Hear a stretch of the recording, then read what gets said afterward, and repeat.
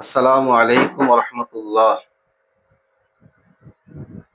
আশা করি সবাই ভালো আছেন। আমি মোহাম্মদ আকবর মন্ডল, আলহামদুলিল্লাহ ভালো আছি। মহানবী সাল্লাল্লাহু আলাইহি সাল্লাম স্মৃতি বাইতুল ফান্ড অনেক চেষ্টার পরে 2023 সালে 1 জানুয়ারি একটি এতিমখানার ভিত দেয়।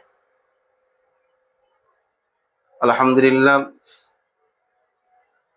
1.5 বছর পরেই আমরা সেই এতিমখানা চালু করতে পারি। এতিমখানায় যখন চালু করি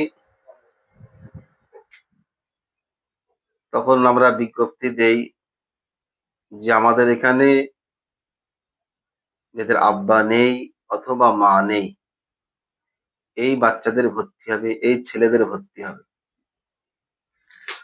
ভর্তির বয়স 7 বছর থেকে নিয়ে 12 বছর পর্যন্ত। আগাপুর এতিমখানায় যেসব বাচ্চারা ভর্তি হয় তাদের খাওয়া, তাদের পোশাক, তাদের তেল সাবান, তাদের সবকিছুটাই একটা গার্জেন বা একটা পিতা মাতা যেমন বহন করে, বাইতুল ফান্ডের সদস্যরা ঠিক তেমনই ভাবে এতিমদেরকে সেই ভরণ পোষণ গুলো দিয়ে আসে। আলহামদুলিল্লাহ সুষ্ঠুভাবেই আমরা এখনো পরিচালনা করতে পারছি আপনাদের দোয়া, আপনাদের দানের বদলাতে। এখানে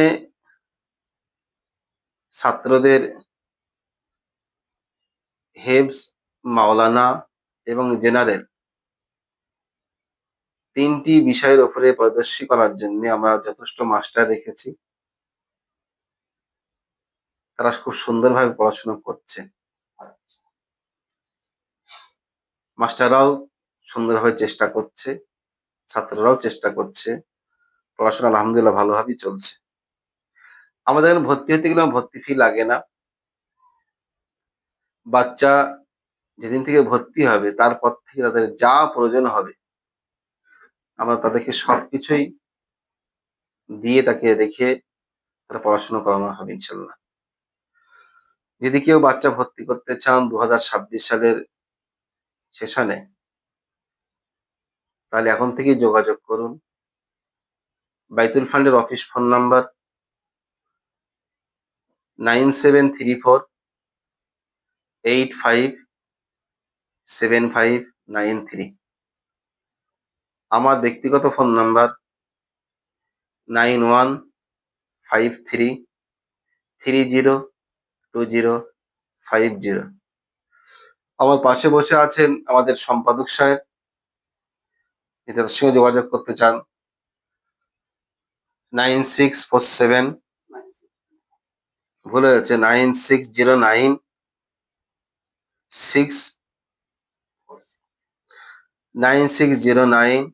467942।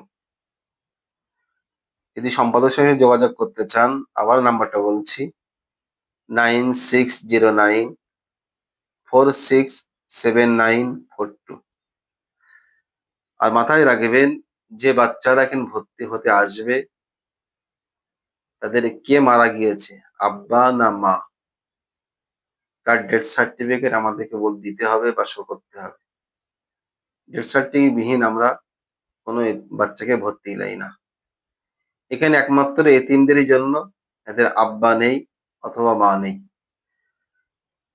তা যারা আজকে ভিডিওটা দেখবেন সবাই শেয়ার করবেন এবং আপনার এলাকায় একটু খবর রাখবেন। এই বাচ্চাগুলো থাকে তাদেরকে মানুষ করে তোলার দায়িত্ব হিসাবে, এতিম বাচ্চার পাশে দাঁড়ানো হিসাবে সবাই একটু খেয়াল রাখবেন। আল্লাহ পাক আমাদের এবং আপনাদের সকলকে দুনিয়ায় কল্যাণ, আখিরাতে যেন মুক্তি নসিব করেন। আল্লাহ পাক রব্বুল আলামিন আমাদের সকলকে যেন নবীর সুপারিশ নসিব করেন। আমিন। আসসালামু আলাইকুম রহমতুল্লাহ।